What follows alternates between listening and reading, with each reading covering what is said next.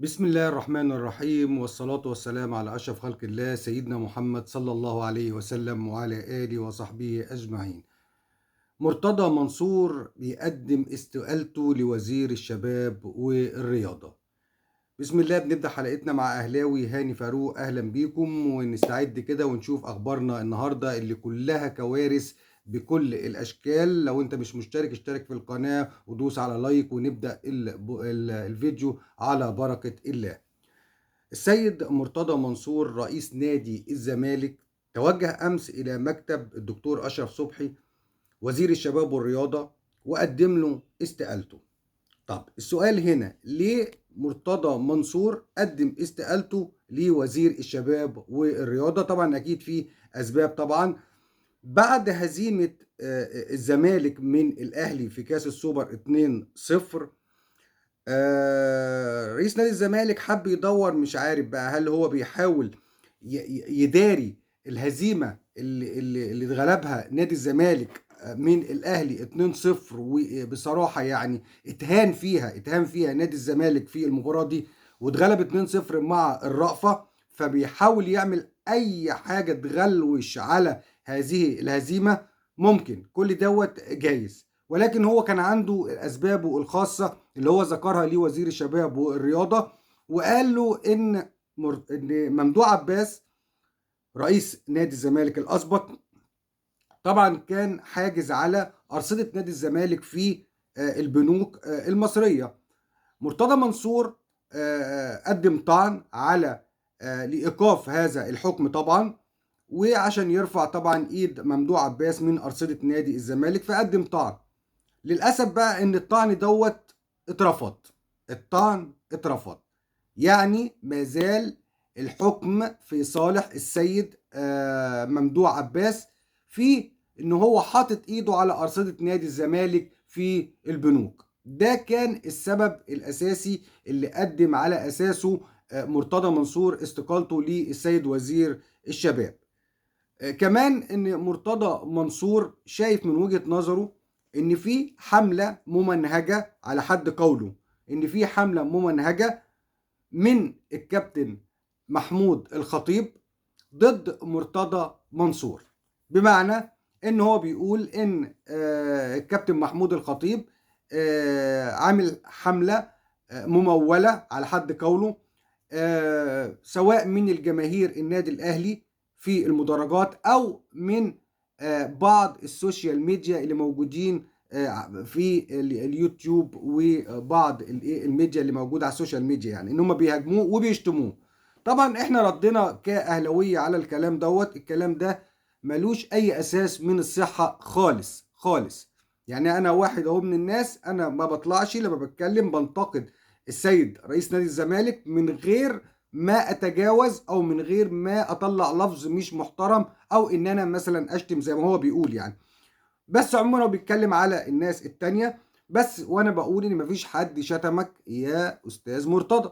محدش بيطلع الا بينتقد تصريحاتك او بينتقد افعالك اللي انت بتعملها، او بينتقد هجومك على النادي الاهلي، او بينتقد هجومك على الكابتن محمود الخطيب بكل ادب وبكل احترام. لان كل اللي هو منتمي الى نادي الاهلي، سواء من داخل منظومة النادي الأهلي من الإدارة أو كرئيس النادي الأهلي، أو حتى على الميديا من الناس اللي منتمية للنادي الأهلي زي حالاتنا كده هوت، ما حدش بيطلع يغلط فيك إطلاقا إطلاقا. فهذا السبب مرفوض تماما. خلينا نتكلم في نقطة تانية برضو خاصة بنادي الزمالك وبرئيس نادي الزمالك مرتضى منصور. رئيس نادي الزمالك عقد اجتماع بعد منتصف الليل زي ما نزل الفيديو بتاعه.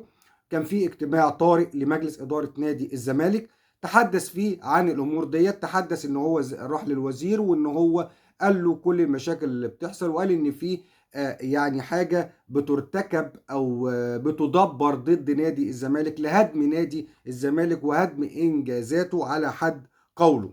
تمام، ده كان نقطة من النقط اللي اتكلم فيها في الاجتماع. كمان اتكلم على إن كابتن نادي الزمالك شيكابالا تعرض للشتيمة والسباب من جماهير النادي الأهلي أثناء لقاء السوبر، وطبعا ده كلام عاري تماما عن الصحة، لأن ما حدث من شيكابالا أثناء المباراة لا ينم إن جماهير الأهلي شتمته، ولكن جماهير الأهلي كانت رد فعل لما فعله شيكابالا داخل من المستطيل الأخضر ومع جماهير النادي الأهلي، اللي هو شاور لهم على الجزمة، شاور لجماهير النادي الأهلي على الجزمة. خلينا نبدأ الموضوع من البداية. لما راح علي معلول بيفرح مع جماهير النادي الاهلي وبيحييها، راح له شيكابالا بدون اي داعي، بدون اي داعي، ساب الملعب كله وراح عند دكه احتياطي بتاعت النادي الاهلي، وراح عند علي معلول بيقول له احنا رقم واحد، احنا رقم واحد، انتوا رقم ثلاثة. طب يا عم انت رقم واحد ورقم ثلاثة، انت بتحتك ليه؟ بتحتك ليه بعلي معلول؟ تمام، دي واحدة. الحاجة التانية ان ابتدى يوجه شتايمه ناحية دكة الاحتياطي بتاعت النادي الاهلي وساب الملعب كله. يعني هو الوحيد اللي كان موجود من لعيبه نادي الزمالك عند دكه بدلاء النادي الاهلي، وعلى قدام المقصوره او قدام المدرجات بتاعه النادي الاهلي. كان من الواضح ان شيكابالا لحاجتين او لسببين. شيكابالا حس ان المباراه فلتت من ايده، وكان عنده امل انه يفوز بكاس السوبر، بس المباراه فلتت وانتهت خلاص يعني، والاهلي فاز وسيطر على المباراه والموضوع انتهى يعني. فحب يضرب كرسي في الكلوب ويبوظ المباراه او يبوظ الماتش او يطلع كعاده شيكابالا في مواجهاته مع النادي الاهلي، وكعاده شيكابالا في لقاءات النادي الاهلي ان هو يحتك بجمهور النادي الاهلي ويستفز جمهور النادي الاهلي. فبالتالي انت بتغلط في جماهير النادي الاهلي، مش ما تفتكرش ان حد هيطبطب عليك. انت بتهين جماهير الاهلي هتهينك، انت بتشتم جماهير الاهلي هتشتمك، انت بتتصرف تصرف خاطئ ضد جماهير الاهلي، جماهير الاهلي هتيجي عليك.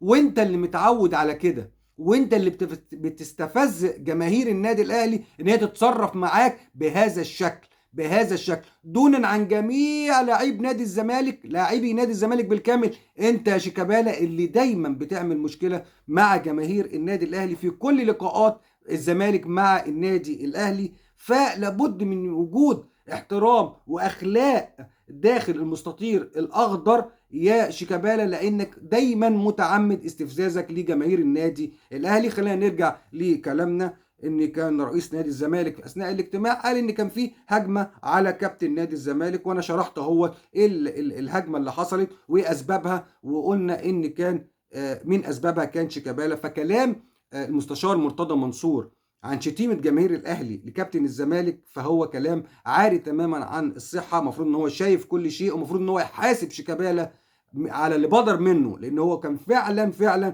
كان عايز يبوظ المباراة.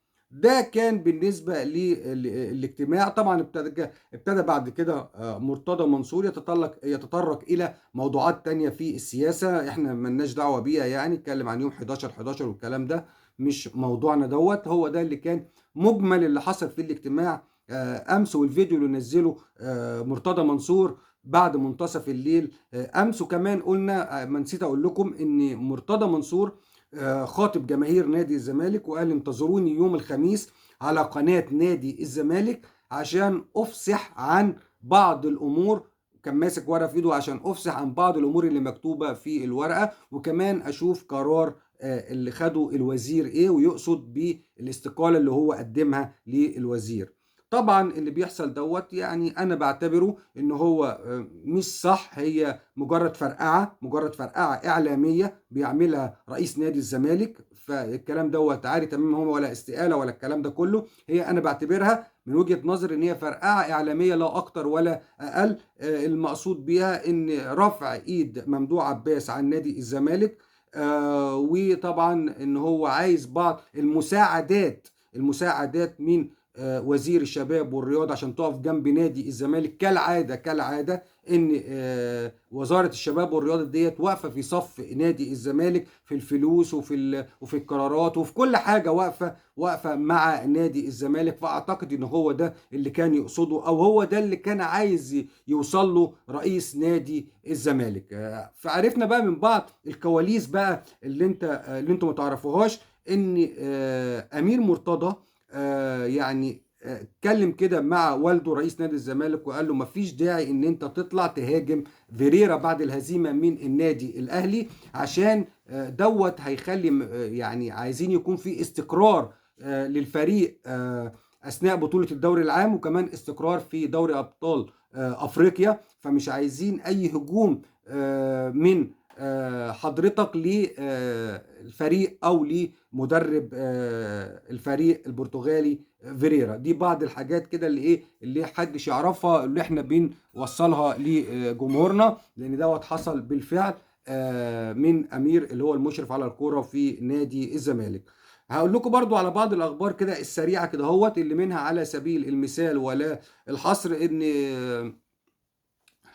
رضا عبعال بيفاجئنا بتصريح طبعا غريب وعجيب، لما قال ان لعيبه النادي الاهلي مش مصدقه نفسها ان هي كسبت الزمالك. فرضا عبعال مش عارف بصراحه، يعني انت مش عارف اقول ايه، بس ردي ليك هيبقى رد مش كويس، فمش هرد عليك بالشكل السيء، ولكن انا هسيب الجمهور يرد على تصريحك الغريب والعجيب دوت. يعني ان لعيبه الاهلي على اساس ان الزمالك، يعني على اساس الزمالك كان بيلعب بلديه المحله ولا كان بيلعب طنطا مثلا؟ يعني ما انا مش عارف يعني ايه لعيبه الاهلي مش مصدقه نفسها، يعني اساس ان الاهلي اول مره يفوز على نادي الزمالك، على اساس ان النادي الاهلي اول مره ياخد بطوله، على اساس ان النادي الاهلي واخد 14 بطوله والخصم واخد 42 مثلا. على اي اساس؟ انا بطرح سؤال لرضا عبد العال، ليه بتقول كده؟ انا بقول لك ان الاهلي هو ده الاهلي، وده الطبيعي بتاع النادي الاهلي، هو ده الاهلي اللي بيفوز بالبطولات دايما. مش معنى ان الاهلي قعد سنه في شويه ظروف وبتاع مش ان كلنا عارفينها ونادي تاني فاز بالتحكيم هنقول الكلام دوت. لا، النادي الاهلي نادي بطولات، ومعروف النادي الاهلي نادي بطولات، وانت عارف الكلام ده كويس. فمفيش داعي ان انت تستفز جماهير النادي الاهلي بتصريحات غريبه وعجيبه، يعني ما ينفعش نرد عليها. برضو يعني انا مش هتكلم كتير في موضوع رضا عبد العال. دي كانت اخبارنا. ان شاء الله في فيديو جديد بس هنتكلم فيه عن الدوري الانجليزي ونادي ليفربول ومحمد صلاح. ان شاء الله هنتكلم عن ليفربول ونادي نابولي في مباراتهم غدا ان شاء الله في دوري ابطال اوروبا. هنتكلم عن موقف ليفربول ومحمد صلاح من الدوري الانجليزي، خاصة بعد هزيمة نادي ليفربول الاخيرة. كل ده هنعمله فيديو لوحده خاص بالدوري الانجليزي. ارجو من الناس اللي بتتابعنا الاهلاويه، لو انت مش مشترك اشترك في القناه ودوس لايك، وتابعني ان شاء الله في فيديو جديد واخبار جديده. شكرا لكم، كان معكم هاني فاروق واهلاوي.